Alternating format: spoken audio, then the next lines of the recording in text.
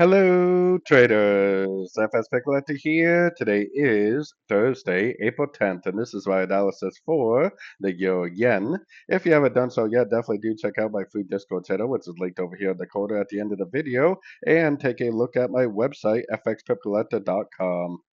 So anyways, the euro again, it definitely did push up pretty hard yesterday afternoon. And with the break of structure we have over here, I would definitely assume this is either an A or a 1. I would assume this is either a B or a 2.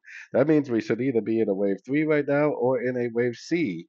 If it's a wave C, then it could go up to the 78, maybe the 100% and turn down. Maybe end up looking something like this and then turn back down and continue the downtrend if it's a wave C. If it's a wave 3, it may actually just go up, bounce from these fib levels, not break structure, and just continue to make higher highs, higher lows in a wave 3. If I go all the way up to the daily time frame, I'm still kind of leaning towards 1, 2, 3 on this pair.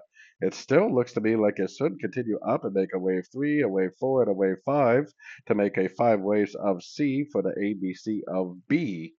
So we'll see if that's how it plays out because most of the other yen pairs definitely look bearish, and probably the main reason why this is going up is not because of the yen, it's because of the euro.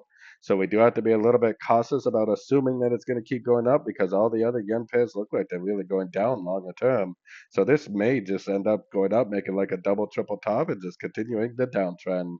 So definitely be aware of all possibilities, ABC possibilities, and 1, 2, 3 possibilities. So anyways, don't forget to like and subscribe. And as always, thank you for watching and happy trading.